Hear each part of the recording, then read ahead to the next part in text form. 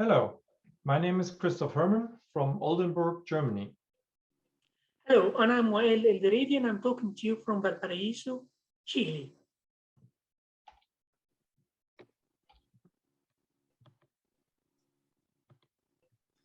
We both come from an engineering background, and we would like to use our knowledge to understand brain oscillations and how they can be entrained by external stimulation. So we've put together this symposium in order to share with you the current understanding about how external repetitive stimuli drive brain networks and what are the conditions that support and favor this neural entrainment, and then hopefully discuss the consequences of this stimulation on brain networks. We have 4 talks that cover theoretical and empirical aspects of this topic. We will start by a talk from Caroline Leah Cornell at Manchester University, where she will talk about how taking a physical sciences and an engineering approach to understanding the relationship between endogenous brain oscillations and external rhythmic stimuli takes place. She will first show that the frequency properties of a network are shaped by the network topography and connectivity, and that behavioral responses depend or can depend on the frequency at which network is stimulated. She will then go on to show how and why different stimulation frequencies have different effects on the neural processing and including neurotransmitter dynamics, such that plasticity could be provoked by the choice of frequency. We will then have a talk by Monica Otero in Valparaiso, where she will use neural mass models composed of populations of different intrinsic frequencies to study what makes favorable entrainment conditions. She will show that the phase, for example, between the ongoing oscillation and the external driver is key in sustaining the entrainment. Next, Florian Kasten will introduce the parameters that influence non-invasive brain oscillations. First, he will show that the frequency of stimulation must match the frequency of the intrinsic brain oscillation that is to be modulated. Further, he will also demonstrate that the pattern of current flow that results from the montage of the stimulation electrodes should match the source of the brain oscillation.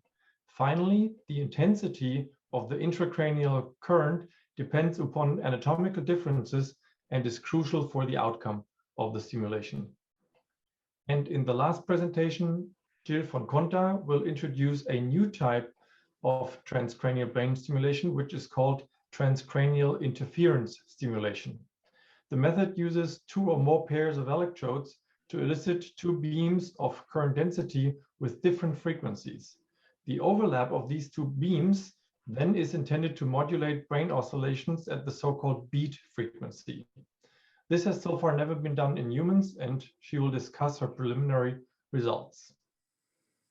Okay, hi everyone. My name is Caroline. I'm based at the University of Manchester, and I'm going to talk through a couple of studies that we've been working on over the last few years, looking at the concept of network resonance and how this might play into frequency-dependent plasticity in humans. So in this first study, we wanted to look at how resonance comes about in neural circuits, i.e. are there properties of neural networks that can shape or determine resonance characteristics for that network. And the specific hypothesis that we wanted to test was whether the size of the network, and size is really a proxy for some other things, as we will see, affects the resonance frequency. And specifically, we hypothesized based on some previous results in the literature, was that the larger the network, the lower the resonance frequency. And that's kind of shown in this schematic here. So if you have these 3 different networks of different sizes and you apply your periodic inputs to the 3 of them, then the one the largest network will show the maximal response at the lowest frequency, and vice versa for the smallest network. So that's obviously a simplified schematic, but that was the hypothesis that we were testing. So we started with a steady state EEG experiment where we used a flashing visual stimulus, which was intended to activate different sized regions of the primary visual cortex. The image was presented at a range of frequencies between 8 and 18 Hertz, and then we measured the peak frequency across participants from the EEG, the steady state response. And what we found was that for the largest stimulus, which is, so these are the 4 stimuli here, this is the largest one, we called it the full thick ring, and we found that the largest response amplitude was for the lowest frequency. So that FK is given in this blue line here. That's what we're seeing in C, is the response power of the steady state response versus the driving frequency of the input.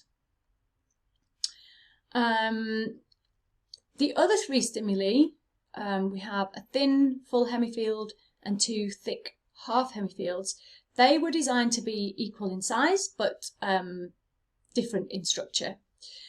And we found that the peak frequency of the tagged network to be higher for all 3 of those conditions. And you can see here that that's the black line is the mean of the left and the right half hemifields, and the red line is the thin full hemifield stimulus. And we found that the peak response frequency for that network was higher. You can also see in B these are just the topper plots, and in D this is there was a attentional study included just to show that we didn't really see an effect of frequency versus the task. This initial experimental design kind of provided some evidence towards our hypothesis that we were correct, that actually when we tagged this largest network using the largest visual stimulus, the resonance frequency was lower than when we kind of tagged a network that was half the size. So we went on to test this in a computational model. So in brief, we implemented a 50 by 50 size network of Wilson-Cohen oscillators, and they were fixed into a lattice structure. And then what we did was we stimulated a central part of the grid, a small central part of the grid here, and then a larger central part of the grid in B. And we did exactly the same thing. We stimulated it with a range of driving frequencies between 11 and 15 Hertz, and we measured the response power, and this is what is on the plot here. And you can see that we have a peak frequency that is higher for the smaller network than we do for the larger network. But we wanted to know what the reason for that might be, so we went on to perform some more simulations. So first of all, we determined in A that if you have a fixed large network, as the size of an activated subnetwork grows within it, then you increase 2 things. You increase the connected number of nodes within that subnetwork, and you increase the mean transmission delay between, two units. So then we wanted to test the effect of just changing those things one at a time within our network. So we fixed the network, and that's what we did in B, C, and D, and we either changed the average transmission delay per connection, and we found that this did have a negative effect on the resonance frequency of the network. In C, we increased the connection density of the excitatory connections only, and we found that this had a negative effect on the network resonance. And finally, we increased the inhibitory connection density only, and this actually had a kind of positive effect on the network resonance. So the conclusion from that study really was that network properties themselves can shape the resonance of the network, and so it's important to kind of consider all those factors when we're looking at frequency dependent stimuli and outcomes from that stimuli. So As a follow-on from that, we wanted to start looking at frequency-dependent plasticity. So we wanted to use entrainment in a similar way to the way I just presented, this time in the somatosensory system. And we wanted to see if we could affect plasticity, physiology, and behavior in a frequency-dependent manner.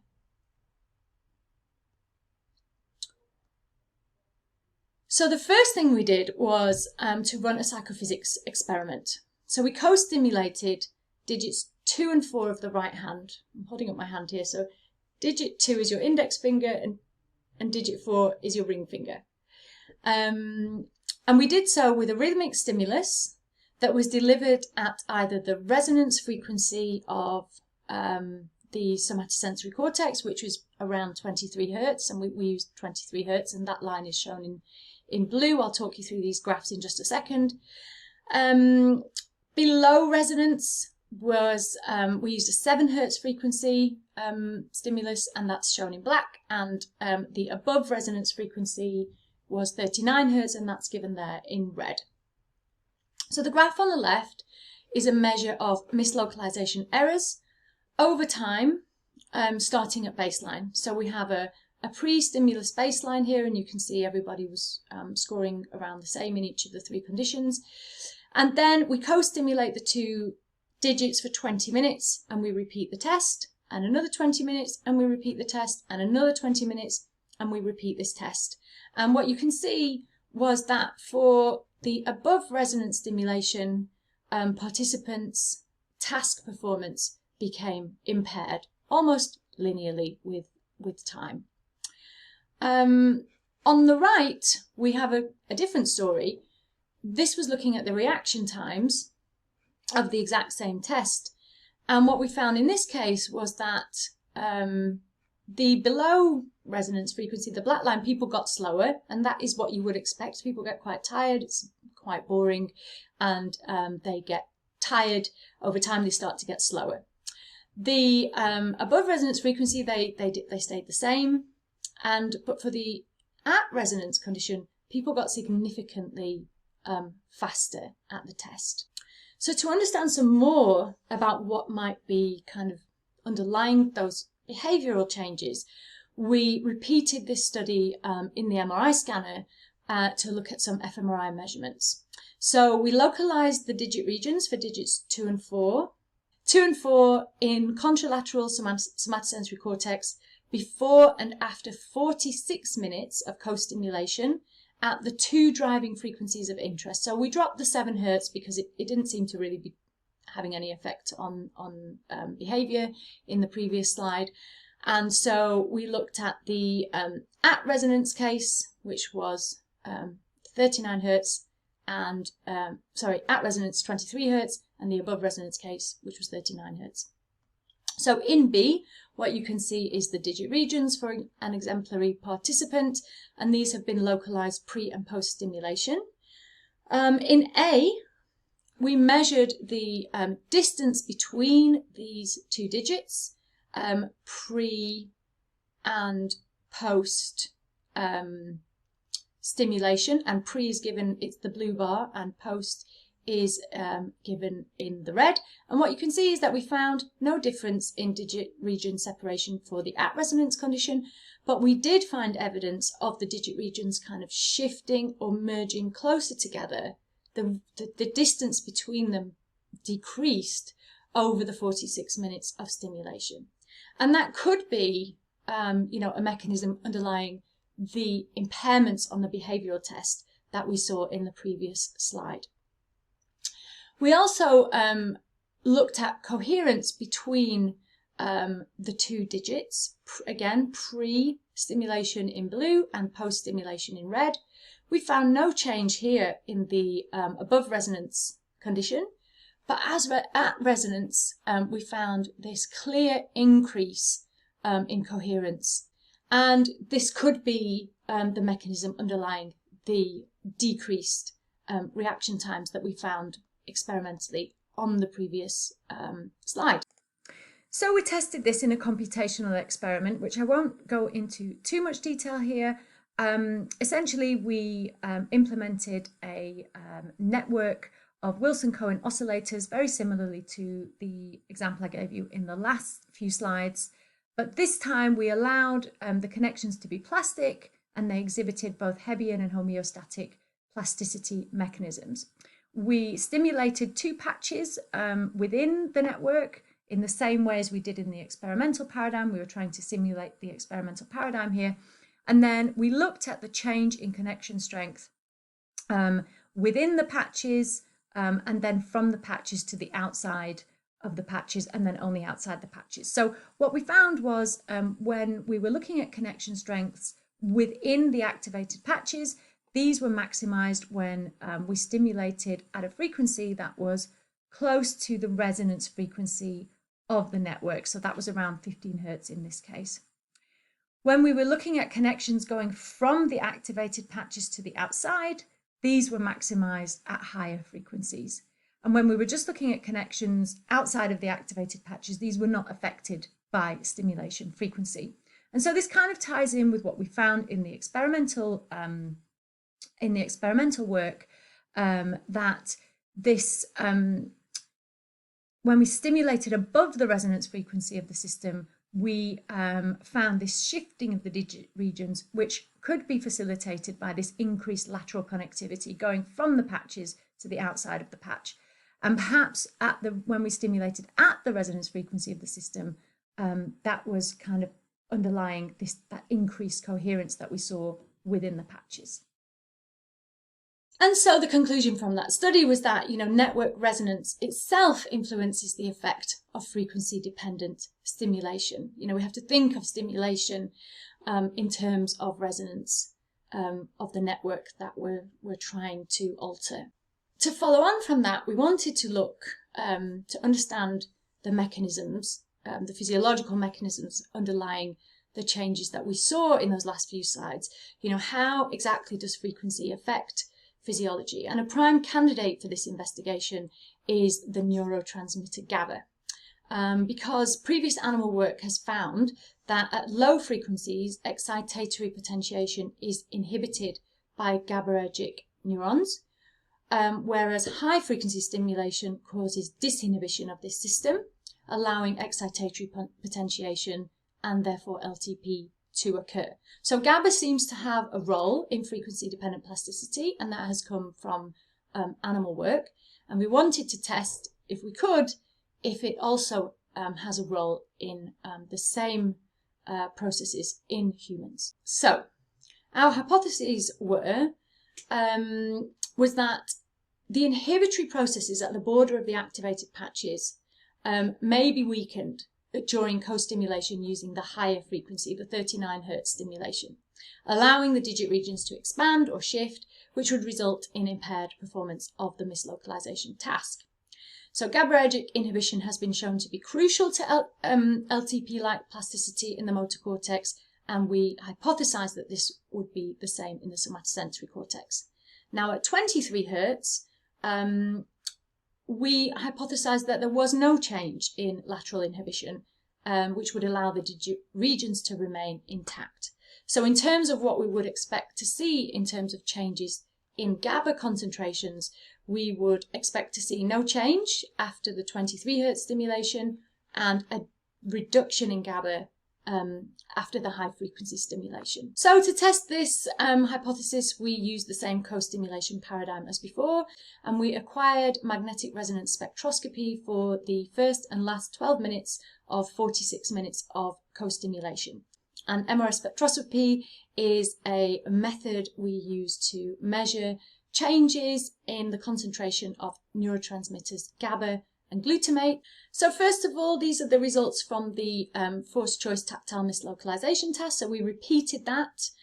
After the 23 Hertz stimulation, there was no change in the error rate, but after the 39 Hertz, participants became, their performance was significantly impaired, which is what we had found previously. A standard MRS spectrum, just to show you, this is from one participant, just to show you the fits. And these are the results. Let's look at GLX first, which is on the bottom row. GLX is a combined measure of glutamate and glutamine.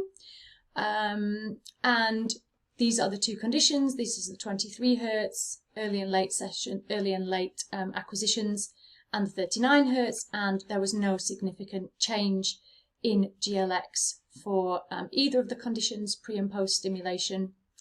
At the top, we've got GABA. These are all referenced to NAA. There was no change in GABA across the early and late acquisitions for the at-resonance stimulation, but there was a significant decrease in GABA across the early and late acquisitions for the above-resonance stimulation. So we found a significant effect of stimulation frequency in this case. And so finally, we looked at the correlation between GABA reference to NAA in the early acquisition block, that's the first 12 minutes of the 46 minutes of post-stimulation, and we correlated that against the change in error rate, which is a kind of behavioural marker of perceptual learning. And we found this negative correlation, which essentially tells us that the lower the GABA was in that early block, the greater the perceptual learning for those individuals, and that was across both conditions. So our conclusions from this study was that early GABA concentrations predict overall learning, and this might be due to fast changes in GABAergic inhibition in response to stimulation. But the overall drop in GABA is associated with perceptual learning, but it was not correlated. And this could be because the relationship between these two metrics is nonlinear. And these results were in line with some recent work done in the motor cortex, similar work looking at motor cortex plasticity by James Kolosinski and Charlotte Stagg. So finally, we just wanted to see if we could use electrical and tactile stimulation concurrently to enhance or inhibit the effects of frequency-dependent plasticity in a study very similar to the one that I just showed you, but this time with the inclusion of Tacs, which is alternating current applied to the scalp. And so this was our experimental paradigm. We applied Tacs to the scalp concurrently with tactile stimulation to the fingers, both applied at 39 Hertz. 16 people came back 3 times, and the conditions were either that the stimulation was applied in phase, anti-phase, or sham. So our initial findings were confirmed in this study as the no Tacs condition, where we again found impaired performance after sensory stimulation, and the sham Tacs. Next, when we delivered Tacs in phase with the tactile stimulation, the plasticity effect was enhanced, whereas anti-phase Tacs abolished the effect. And there was essentially no change between the pre and post mislocalization error rates. And next we measured the phase difference between the Tacs and the steady state response in the EEG from the tactile stimulation across the in-phase and anti-phase conditions. And we found that the phase difference, which is given on the y-axis here, actually predicted the strength of this plasticity enhancement. So what this is showing is that as the error rate is increased, so this is a marker of perceptual learning, it is increased maximally when the phase difference between the EEG and the Tacs is minimized. So we get an enhancement of the effect of the tactile stimulation, in this case when those two forces are working together optimally, I suppose you could describe it. And so our conclusions from this study were that we confirmed our previous results in the no Tacs condition, where we found impaired performance after sensory stimulation.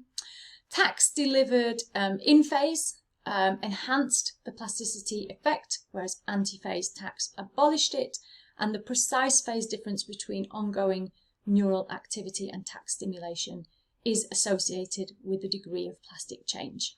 And so all that is left to say is thank you so much for listening, and I look forward to the remaining talks.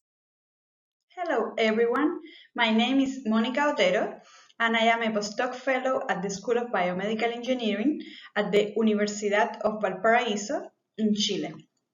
Today, I will talk to you about neural entrainment, and in particular how neural entrainment persists after the stimulation has been removed using EEG recordings and a Janssen-Reid neural mass model.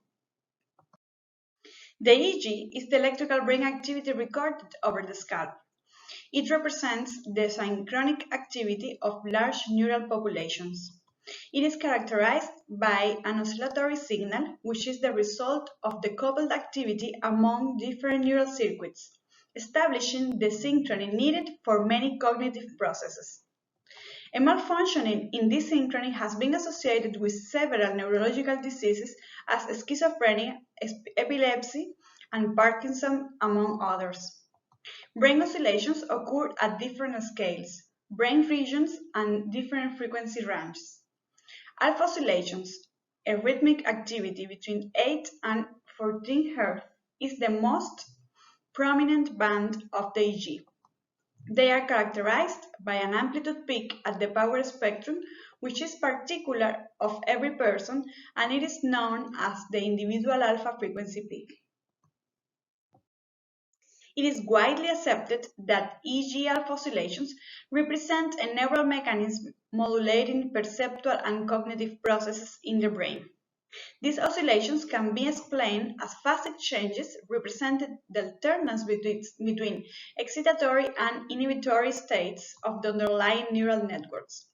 This interpretation leads to the prediction that identical stimulus could generate different perceptual representations in accordance to the phase of the oscillation at the time of presentation of the stimulus.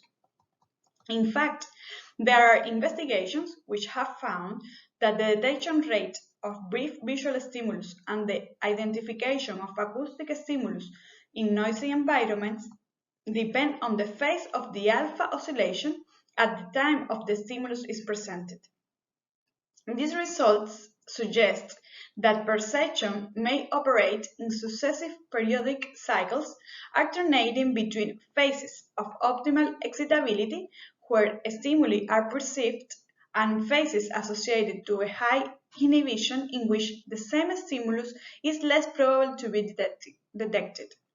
This has been called the alpha timing inhibition hypothesis and provides a theoretical background supporting the role of alpha oscillations in sensory information coding. Amplitude and phase of brain oscillations can be modulated using external stimulation, and this process is known as neural entrainment. Entrainment is a way of synchronization where oscillators with specific intrinsic frequencies are coupled and oscillate at a common frequency. Subsequently, the term entrainment has been used to describe the synchronization of physical and biological systems through their interaction. The generation of entrainment depends on two main factors: the strength of coupling and the intrinsic frequency of the oscillators. In EEG recordings, the use of rhythmic sensory stimulation generates the entrainment of brain oscillation, which is observed as an increase in the power spectrum at the frequency of the stimulation. The amplitude of the stimulus-driven brain oscillation does not return to baseline immediately after the stimulus offset, but remains relatively high for several cycles, which means that the entrainment persists after the stimulus offset. However, the physiological mechanism underlying the persistence itself has been scarcely described. We were also interested in studying the effect of the phase of the oscillation at the time of termination of the stimulus on the entrained neural network and its persistence.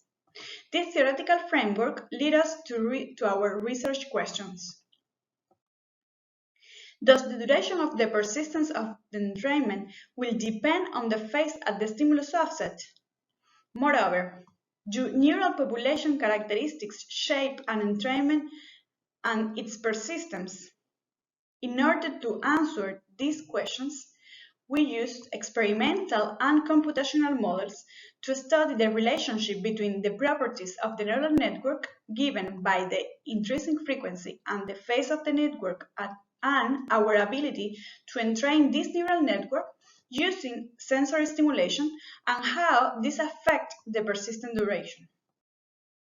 We designed an experiment which consisted in the determination of the individual alpha frequency peak of each participant, and this value of frequency was used to establish the frequency of the visual drive in our entrainment experiment.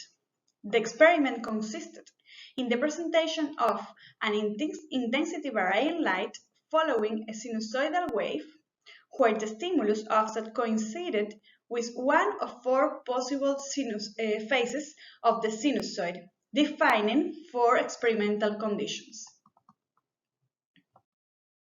The first result of this experiment was that the power spectrum increased from the pre-stimulus stage to the entrainment, blue and black curves. Furthermore, we found that the entrained oscillation persisted after the offset of the stimulus. EEG recordings allows the characterization of the entrainment and its persistence. However, it is difficult to determine the physiological mechanisms supporting these processes. For that, we employed mathematical models simulating the interaction of neural populations in the cortex, modeling the activity of EEG neural generators. In this sense, it is important to briefly mention the role of pyramidal cells. The interaction of pyramidal cells with their neighbors can be represented in a simplified way, as is shown in the central panel. In this diagram, it is important the presence of excitatory and inhibitory feedback loops, which modulate the presynaptic input. These interactions and the generation of postsynaptic potentials are contained in the computational model employed in this research. To model the effect of the application of a repetitive stimulus on resonant neural networks, we implemented a neural mass model of Janssen and Reed.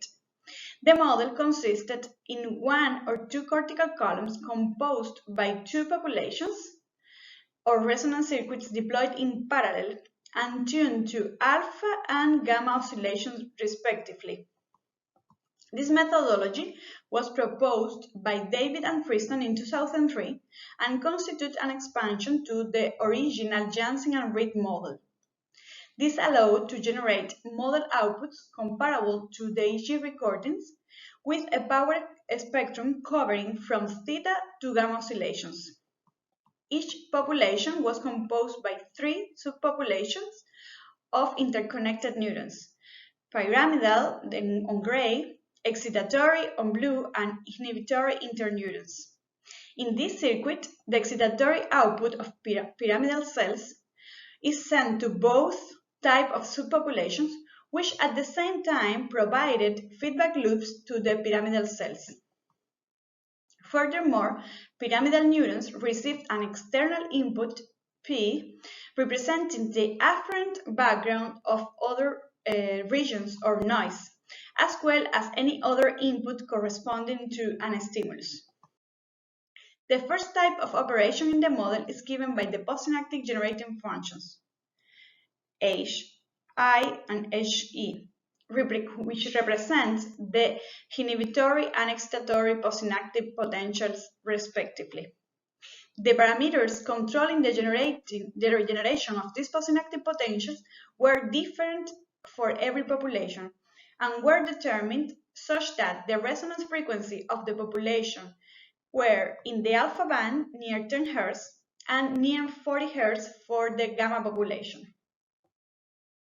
The second type of operation in our model is a nonlinear sigmoidal function, which transforms the membrane potential of neural populations in an average firing rate.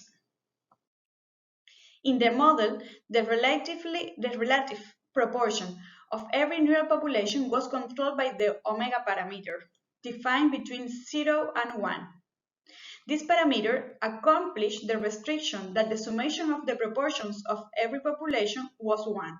Therefore, in our model, as we only had two populations, omega was defined as the proportion of neurons tuned to alpha, while 1 minus omega represented the proportion of neurons tuned to gamma band. The activity equivalent to Eg was represented as the membrane potential of pyramidal neurons, Y in our scheme. This was calculated as the linear summation of the outputs of every population of alpha and gamma neurons, excitatory and inhibitory, having into account the proportion of each population.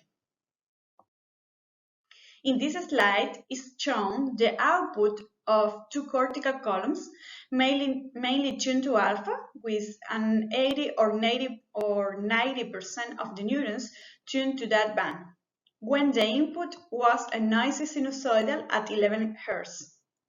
In every case, we can observe an increase in the amplitude during stimulation with respect to the pre-stimulus, which is evident as an increase in the power of the signal at the frequency of stimulation. Specifically, in the post-stimulus region, we can observe that entrainment does not return to the baseline values immediately, but gradually. Therefore, we can ensure that we obtain signals which simulate the entrainment of the oscillation at the frequency of the individual alpha peak, and these entrained signals persist once the stimulus was terminated. When we analyze the variations of the power of entrainment as a function of the omega parameter, we obtained that for values greater than 0.5, alpha power increased systematically. However, the most robust entrainment was obtained when omega was 0.9.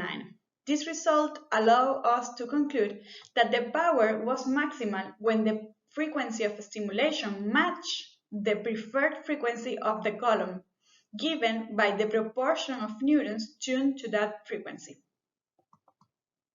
Analyzing the duration of the persistence as a function of the omega, we can observe that its behavior is comparable to that observed previously when we analyzed the power of entrainment.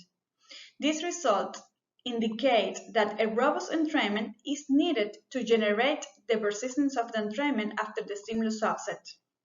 This is obtained when the proportion of neurons of the cortical column tuned to the frequency of stimulation is high enough.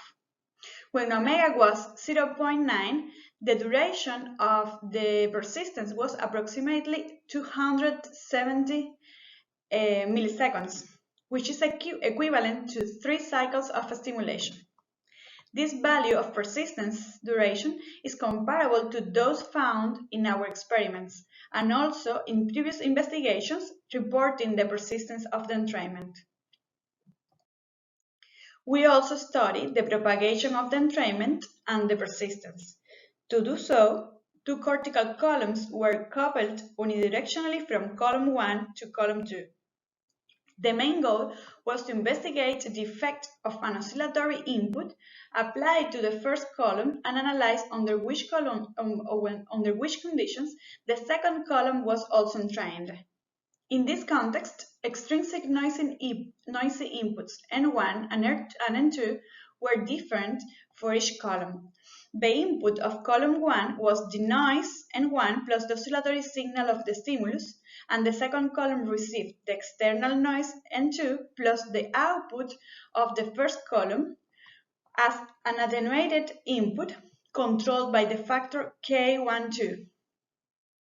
K12 is a connectivity parameter which represents the connectivity strength from column 1 to column 2 and varied between 0 not connected and 1 completely connected columns. We investigated the effect of the alpha proportion on the alpha power of the second column of the pair as a function of the alpha proportion of the column 1 and K12. Left column shows the scenario in which column 1 is tuned to alpha oscillations with omega equal to 0.9 and therefore is entrained by the driving force. In this situation, higher alpha power were consistently obtained as omega increased from 0.7 to up to 0.9. Steeper increases in alpha power were obtained as K12 increased. This effect of K12 was particularly relevant when K12 was 0.5 and 0.9. In the case that column 1 was tuned to gamma band oscillations with omega equals 0.2 right panel, the alpha power of the second column did not vary as a function of alpha proportion in the entire range of omega we tested, and this behavior was observed for any of the 3 K12 we tested. Similarly, the persistent duration of the entrainment of column 2 was analyzed as a function of the omega of the first column and the second column and K12.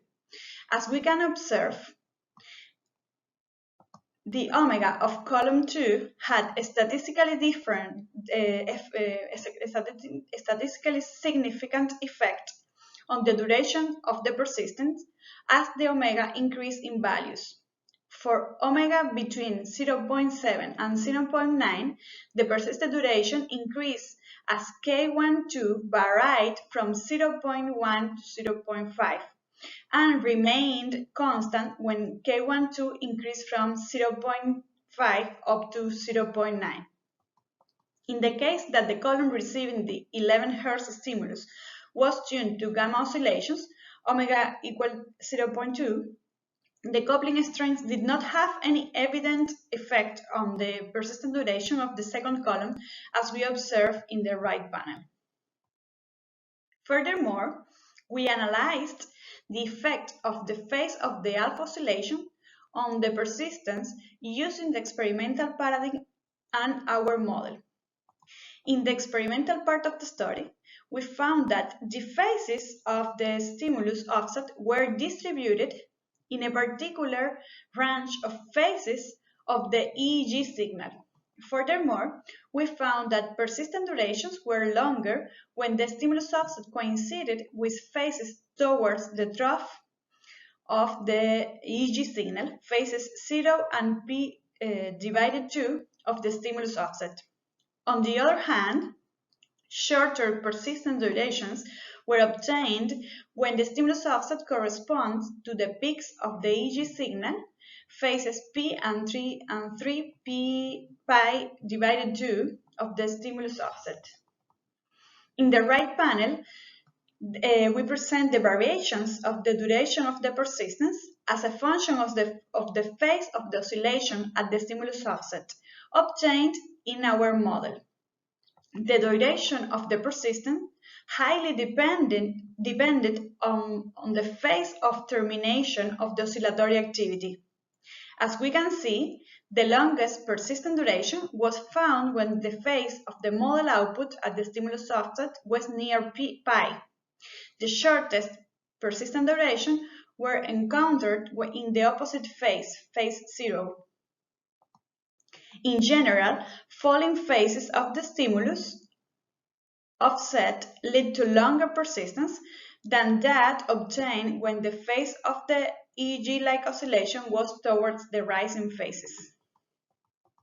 The most important finding was that in both the model and the experiments, we obtained that while a group of terminating phases facilitated the persistence of the entrainment, others impeded. The variation on the duration of the persistence as function of the phase of the oscillation at the offset reflect no linear properties on the model and the EEG source generators. Besides, these results support the idea that at least part of the steady-state response is generated through the entrainment of spontaneous EEG oscillations. Furthermore, this investigation provides evidence pointing that the information of phase at the time of the stimulus offset is relevant for the functioning of the neural networks generating the entrainment. We conclude that the entrainment and persistence of alpha oscillations depend on the tuning of neural populations being stimulated. Furthermore, we found that the persistence duration depends on the particular functional stage, phase, of the network at the time of a stimulus offset. And also we found that the propagation of the entrainment depends on the alpha proportion of both coupled columns and the coupling connection strength between columns. Well, these were the results I wanted to share with you today. Thank you for your attention, and if you have any questions or comments about my presentation today, I will be pleased to discuss them at the Q&A session on Tuesday, September the 7th, and thank you for listening.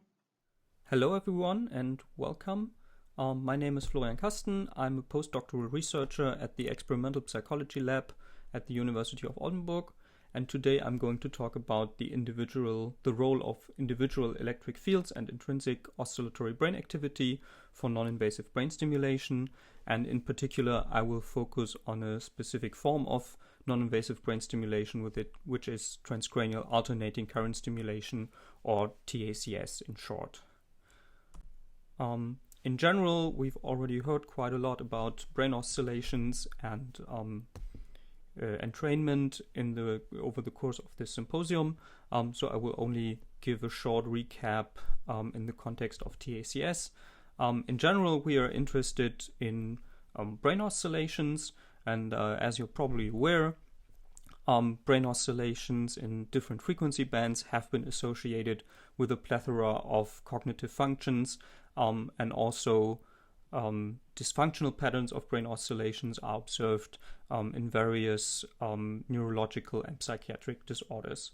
So now the idea behind TACS is that we try to modulate these brain oscillations, either in order to rectify dysfunctional patterns of brain oscillations and maybe use it as a treatment options, or we can use it as a research tool trying to modulate oscillatory brain activity and then see if we can observe behavioral changes, for example, and therefore try to causally link these oscillations to a particular function. The way how this works is that we attach electrodes, 2 or more, to the scalp of our participant, and then apply an electric current, an alternating current that oscillates at the frequency that we're interested in. And the idea is that by means of the mechanisms of entrainment, the intrinsic brain oscillations synchronize with the external stimulation and thereby adapt in frequency and phase. And by recruiting or by inducing a more synchronous firing patterns, we should also observe increased amplitudes in these oscillations. Generally, one finding that we then often obtain in several studies is that after stimulation we see elevated power in the range of the stimulated frequency band. So here's an example from our own work where we applied 10 Hz TACS, and we see that oscillatory activity, or the power of oscillatory activity in the alpha band, is elevated in our stimulation group as compared to our control group, and these effects have been shown or have been proven to remain quite long. In this example, we found the alpha amplitude to be elevated for up to about 70 minutes. Generally, this makes this tool a quite interesting method, given that we can see brain oscillations in so many different cognitive domains and in so many neurological and psychiatric disorders. It generally seems to be a very flexible and interesting research tool, and also maybe an interesting tool for clinical applications. However, unfortunately, while this all sounds pretty nice in practice, there are a couple of issues with the methods that we've seen over the years. Generally speaking, the effects that we observe are quite variable. There are problems of relatively small effect sizes that we see, effects that cannot be replicated, and also more recently there has been criticism that the electric currents that we induce to the brain may actually be too small to induce any effects. and then maybe peripheral mechanisms, rhythmic stimulation of cells in the retina or in the skin may actually explain these effects.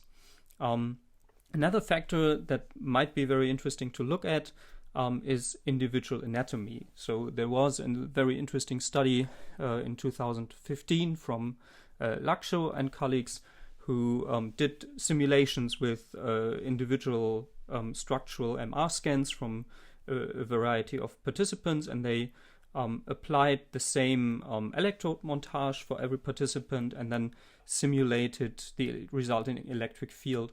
And as you can nicely see here in these plots, so each of these brains is taken from a different participant, and the electric field that we actually induce in these participants differ as a result of different features in participants' anatomy. So our skull has different thickness, different giral folding might differ, and that affects the electric field inside the brain. And we can see that participants can receive quite different stimulation amplitudes here. So here we have two examples where we achieve a quite high induced electric field, and there are other examples where the electric field is rather weak. And on the other hand, you can also kind of see that the hotspots of the maximum current also varies a bit depending on the participant, and that may actually be a very important factor to consider when looking at brain stimulation effects. So not if we apply the same montage, which we usually do in our experiments, participants may receive quite different stimulation, quite different stimulation intensities, and also stimulation may not always end up in the same region. And so what we were interested in this study here was to investigate what role that may actually play for the stimulation effects that we see here. So what we did was we measured a couple of participants in the MEG. Participants received 20 minutes of TACS at their individual alpha frequency at 1 milliampere. We used a CZ-OZ montage, so we targeted occipital regions where we have where alpha oscillations should be dominant. And then we did we measured participants' individual alpha activity during rest, 10 minutes before stimulation and for 10 minutes after stimulation. We obtained structural MRIs from each of the subjects, and then we performed frequency analysis and projected our data into source space to get a source localization of participants' brain activity, alpha activity, and then we compared these results with individual simulations of the current flow that we obtained with a MATLAB toolbox called ROAST, which was developed in New York. And generally, what we tried to ask then was whether we can predict TACS effects depending on our stimulation parameters, and we broke this down into different sub-aspects of stimulation. So one question you can ask is how precise is my stimulation? So if I simulate my electric field, I get a certain topography here where where I can see where stimulation is strongest and what are regions where stimulation is weaker, and we can compare that with the source localization of our alpha activity. And we can argue that if these two maps, the electric field map and the activation map, are extremely similar, highly correlated, then we have a quite precise stimulation, because the regions that receive the strongest stimulation are the same regions that also show the strongest alpha activity. And if these maps do not match well, we would stimulate a different region than that actually shows the strongest alpha activity. And so this is kind of, so we essentially computed a correlation of these two maps and called this our precision of the stimulation. On the other hand, a different factor might be you can be very accurate with these with these maps, but still, if the overall stimulation intensity is very weak, that could also explain why you don't see effects there. So another parameter that we extracted from the simulation was how strongly do we perturb the target. And we did that by extracting an average intensity over the maximum 10,000 voxels in this map. We didn't use the voxels directly in the regions with the highest alpha activity, but just picked the strongest voxels in order to have this to be statistically independent of this correlation that we computed here. And the third aspect we looked at, or we have to look at when we talk about TACS, since we're applying a rhythmic stimulation at a certain frequency, and we try to modulate a rhythmic activity pattern, an oscillation, we also have to look at how precisely are we hitting the frequency of the intrinsic oscillation. And while we did try to stimulate participants at their individual alpha frequency, it might be possible that the actual frequency during stimulation might have drifted a bit or changed a bit. So we computed a third measure that we called frequency precision, where we just computed the mismatch between the peak frequency directly before stimulation, in these 10 minutes directly before stimulation, with the frequency that we applied during TACS, in order to account for mismatches that occurred there. Because essentially, if we consider entrainment theory, synchronization theory, we would expect that if we don't hit the stimulation, the intrinsic frequency precisely, it has to be expected that our effects are getting weaker. So to take a first look at the results, in our first analysis, we didn't yet look at the predictors I just mentioned, but we just checked if there was an overall stimulation effect. So we just compared the power increase in the alpha band from the pre-stimulation to the post-stimulation time point for the TACS and for our sham group, and we run cluster-based permutation tests to make use of the high spatial resolution that we have in our source projected alpha power data, and we saw that indeed there is evidence that we see a stronger increase in alpha power after TACS as compared to sham already on the group level. However, much more interesting here is our model of that incorporates these predictors that I just explained. So we then extracted the alpha power increase in the TACS and in the sham group, and we computed a multiple linear regression where we included this spatial precision, so the correlation between the electric field map and the alpha power activation map, the frequency mismatch, and the strength of stimulation, and we essentially fit a regression model trying to explain our power increase after stimulation with this model. And what we see if we do that is that in our TACS group, compared to if we look at the power increase compared to baseline, our model very nicely explains a huge amount of variance actually in our TACS group, suggesting that the stronger the electric field and the better our spatial precision, and also the better the matching between our stimulation frequency and the intrinsic frequency, the stronger our power increase that we observe. And this is also further backed up by a significant three-way interaction between these factors in our regression model.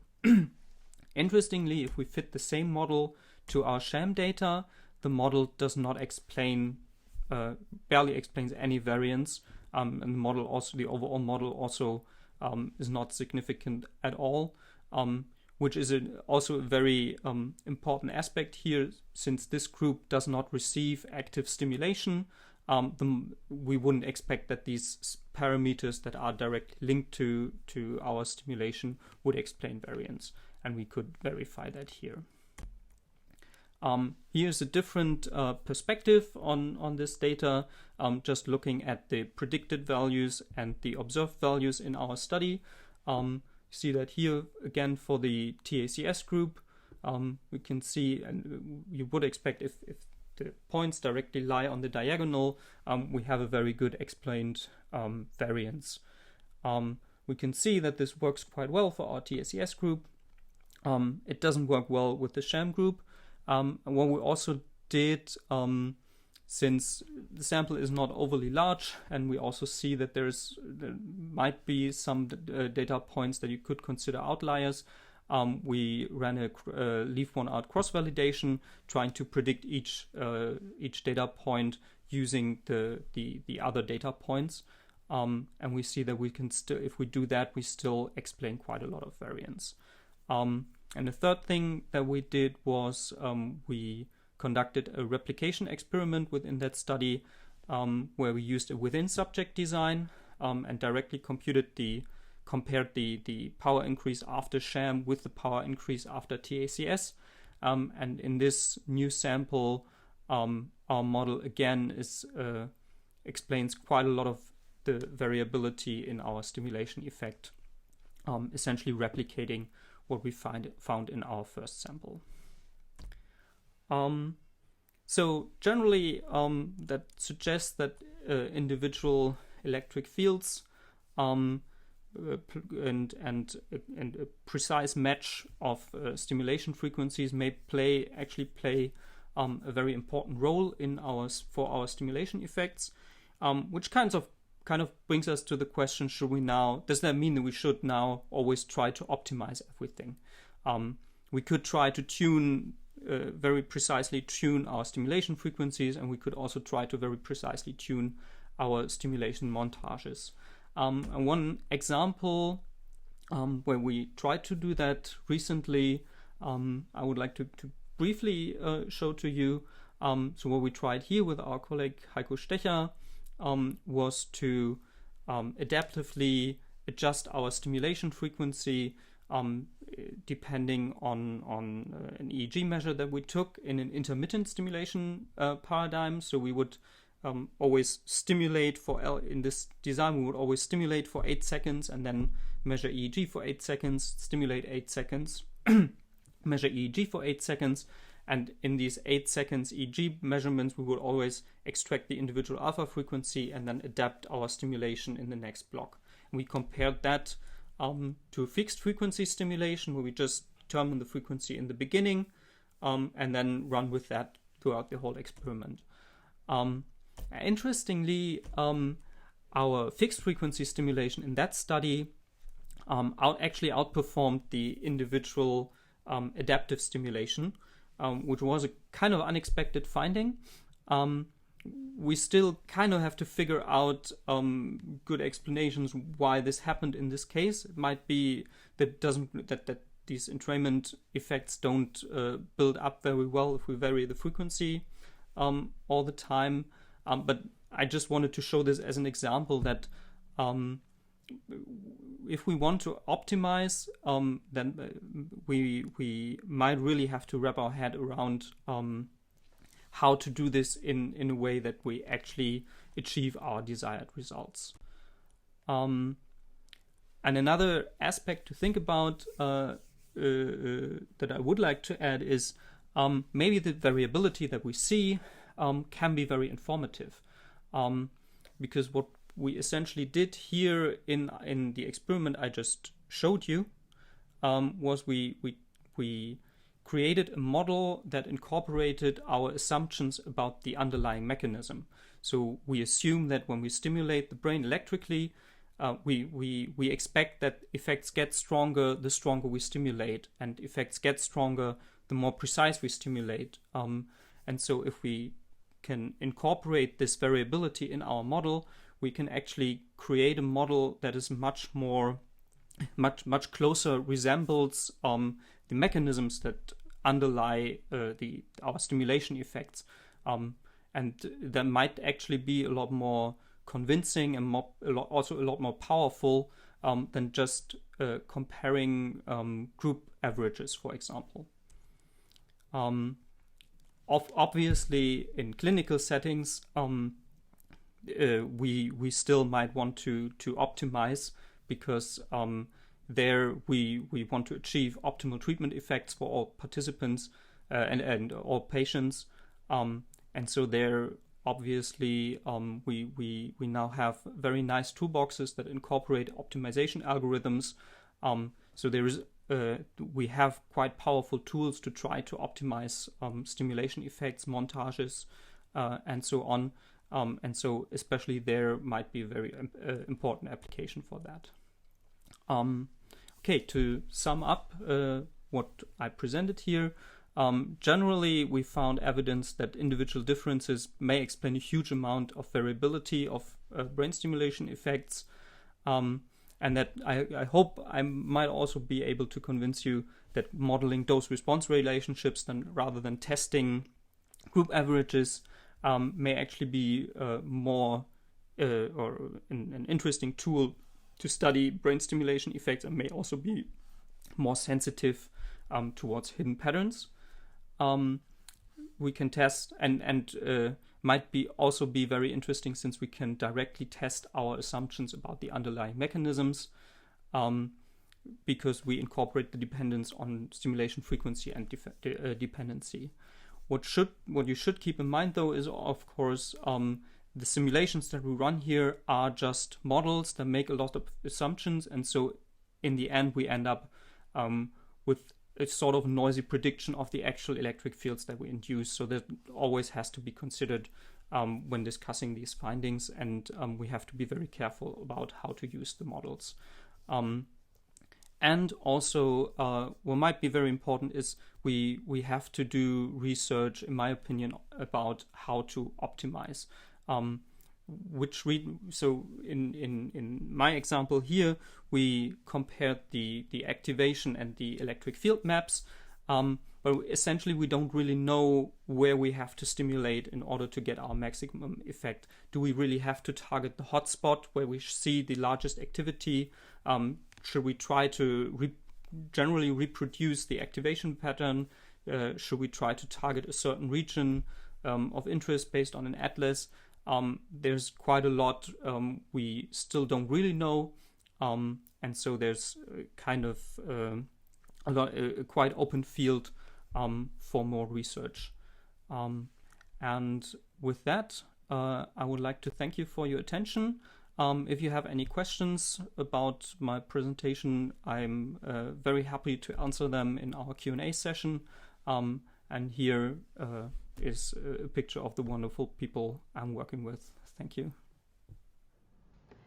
Okay, hi, so my name is Jill von Conte and I'm working in the Experimental Psychology Lab at the University of Oldenburg, and I will talk about the modulation of brain oscillations using TACS in general, but especially I will focus in my talk on a relatively new brain stimulation technique which aims to modulate brain oscillations in deep brain structures non-invasively, and this technique is called tempo interference stimulation. So first, a very short recap about TACS, because I think that you heard quite a lot about it in the last talks.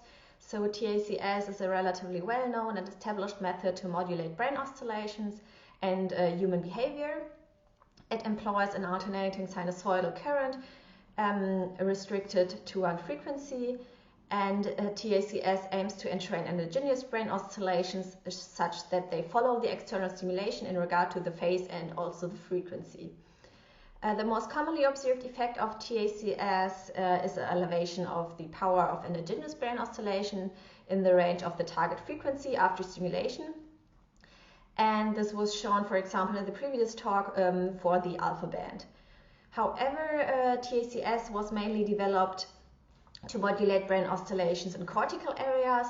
So due to the huge electric field directly underneath the electrodes, it is not possible with TACS to solely stimulate deep brain structures without stimulating the overlying cortex. And therefore, transcranial tempo interference stimulation has been developed as a new non-invasive brain stimulation technique to electrically stimulate neurons at depth without stimulating the overlying cortex. But how does this work? So TITES can be applied by attaching 2 pairs of electrodes to the scalp, so here indicated in red and in blue, and a high frequency alternating current is applied through each electrode pair, stimulating the brain with deviating frequencies that are not in the range of regular neural frequency. So here the left electrode pair stimulates with 1000 Hz and the right electrode pair stimulates with 1010 Hz. The applied frequencies differ by a frequency of interest and thereby define the target stimulation frequency, and the superposition of these signals' frequencies causes an amplitude modulation oscillating at the difference frequency, so here in this case 10 Hz. And this envelope is maximal when the maxima of the 2 signals overlap in time, so here in the middle of the 2 bubbles. It was shown that TITES modulates neural firing in mice at the chosen stimulation frequency, and specifically it was demonstrated that neurons are activated only in deep brain structures where both stimulation frequencies overlap with the same strength without stimulating the overlying cortex. And when applied over the motor cortex, stimulation led to motor activity in mice like forepaw and whisker movements. However, the efficacy of TITES in humans has not been demonstrated so far. And therefore, the aim of the current study was to investigate the capability of TITES to modulate neural oscillations in humans. And the study is, to the best of our knowledge, the first to investigate the physiological effects of TITES in humans. And given that TITES is assumed to work via similar mechanisms as TACS, so namely entrainment, we tested if TITES with an envelope frequency in the alpha range is capable of modulating occipitoparietal alpha oscillations. Specifically, we tested if TITES at the individual alpha frequency leads to similar after effects on posterior alpha power as conventional TACS, targeting the same frequency. And to rule out that potential effects of TITES can be attributed to the high frequency signals, we applied an additional bilateral high frequency TACS control stimulation.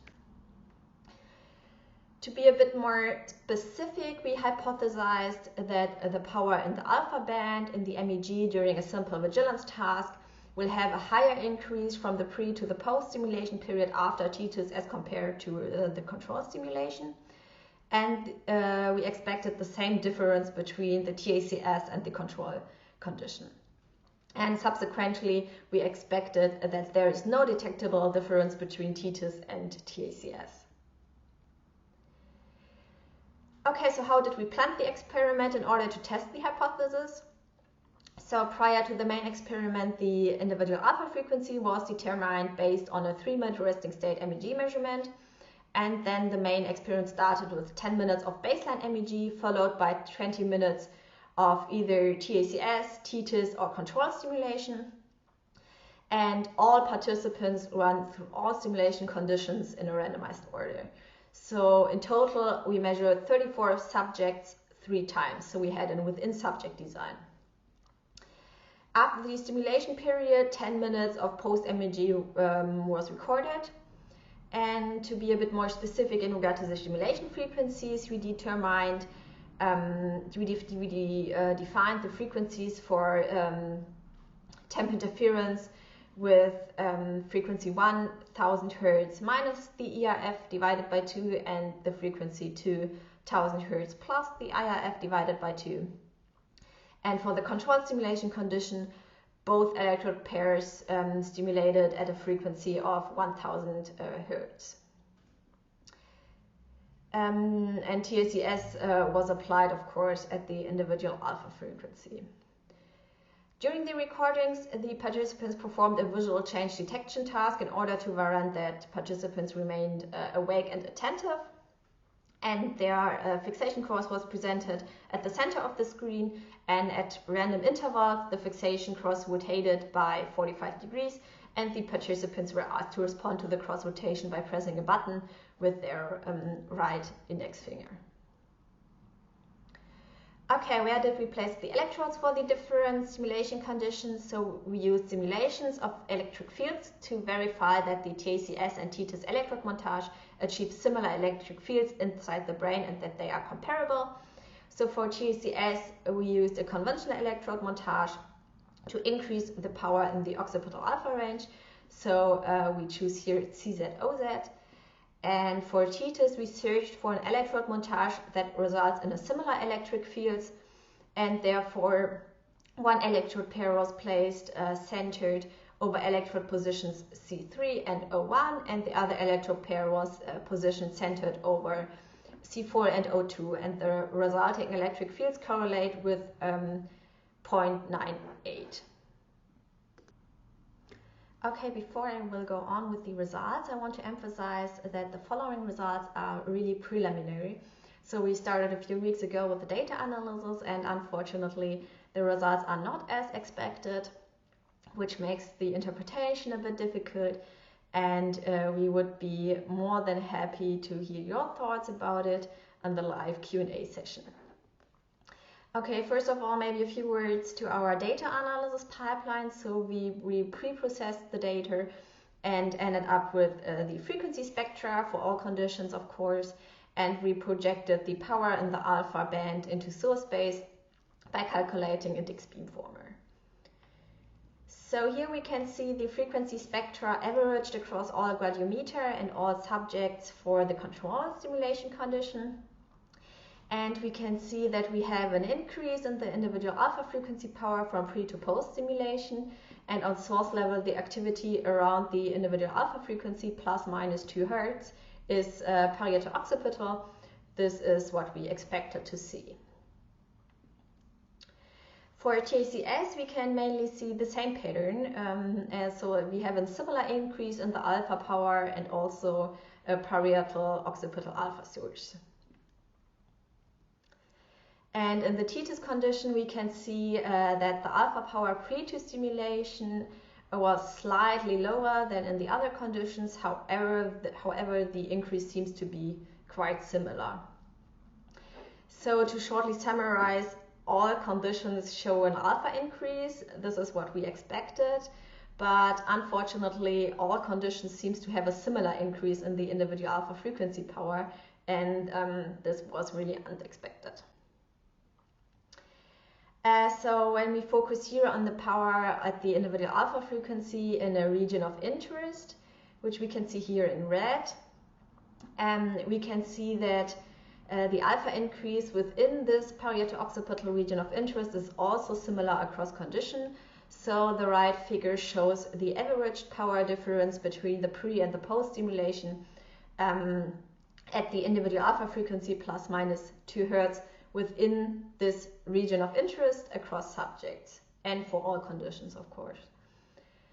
So overall, based on our analysis, there seems to be no difference between the conditions in regard to the increase of the power at the individual alpha frequency. And due to this unexpected result, we did some exploratory analysis.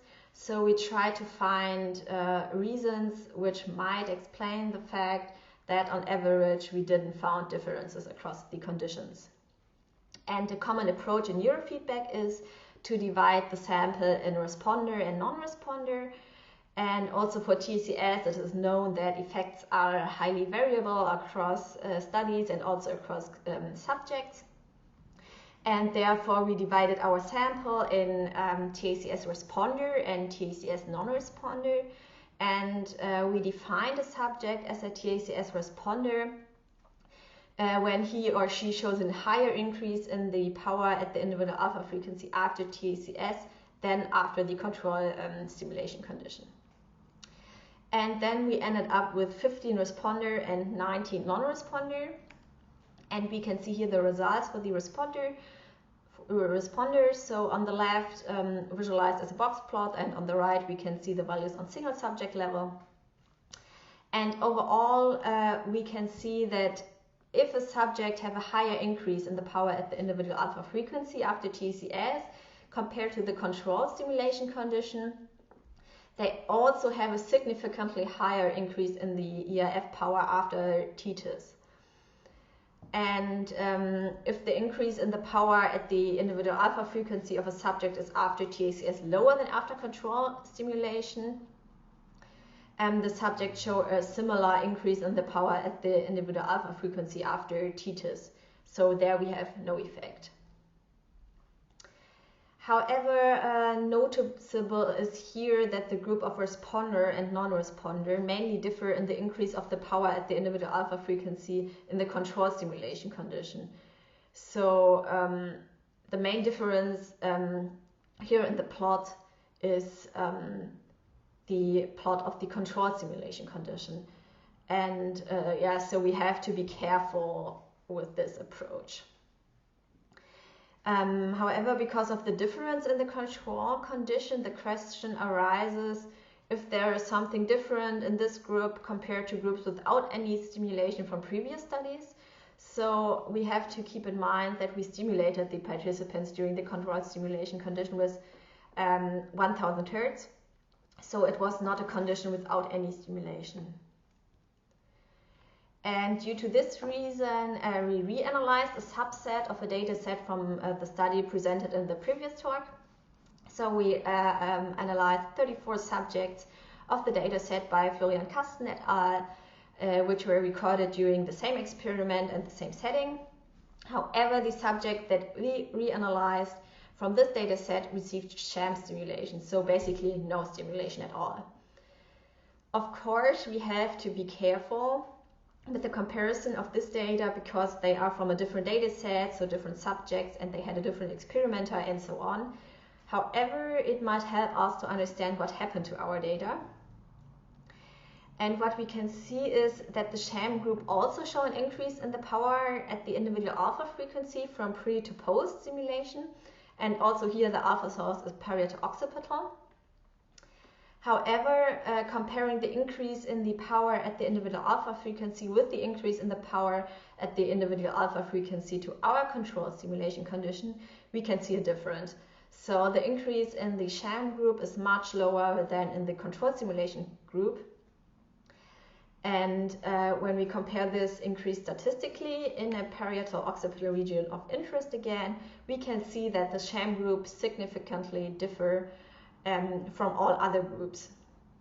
And this indicates that there might be an effect on alpha oscillations in all conditions in our study, so even in the control stimulation condition.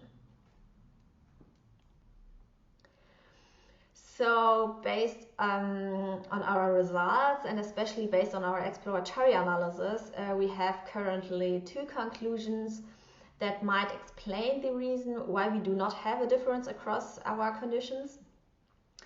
Unfortunately, the conclusions are kind of contrary, so to be honest, currently I have different feelings about both conclusions day by day. So conclusion one would be in line with the fact that TACS effect seems to be highly variable across subject and also across published studies. And the explanation might be that there are responder and non-responder to ACS.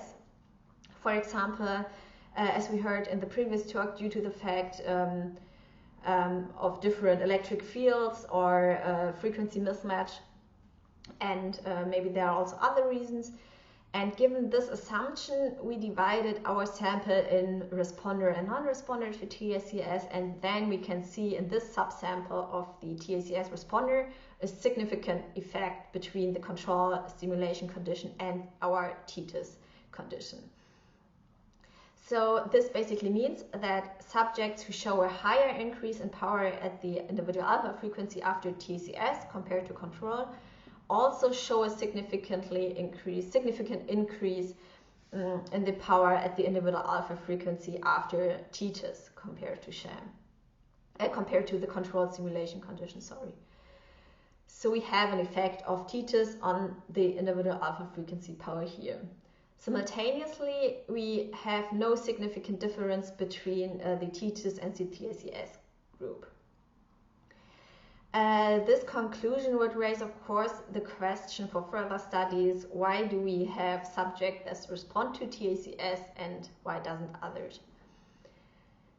However, in general, we have to be careful with this conclusion because, as I said a few slides before, the difference between the responder group and the non-responder group seems to be mainly in the power difference in the control stimulation condition. So probably the division of the sample is not optimal.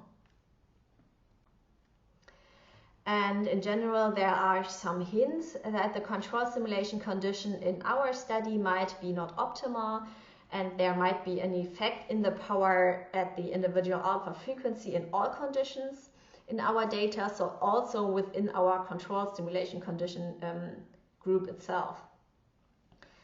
And on basis of this hypothesis, we compared the data with an all data set without stimulation, so sham stimulation. And then we do have an effect in the power at the individual alpha frequency of TITIS, TACS, and also our controlled stimulation condition compared to the sham group. And then the question arises, why do we have an effect in our controlled stimulation group? So initially we assumed that stimulation with 1000 Hertz should be similar to sham stimulation, which means no effect on alpha oscillations. So why does stimulation with high frequencies might influence the power at the individual alpha frequency? And maybe as a suggestion for future studies, it has to be investigated if there is an effect of higher frequencies on alpha oscillations, and maybe for temporal interference, it would make sense to compare different carrier frequencies against each other. So for example, 1 kilohertz, 2 kilohertz, and so on. However, overall, we have to be careful with this conclusion because the sham data are from a different data set, so different subjects, they had a different experimenter and so on, so we really have to be aware of this. Nonetheless, we can conclude that it might be possible that we have an effect on all our conditions, which would explain that we don't have a difference across conditions in our study. Okay, so as I said before, we are open to discuss our results and especially the interpretation of our results, and therefore we would be really happy to hear your thoughts about it.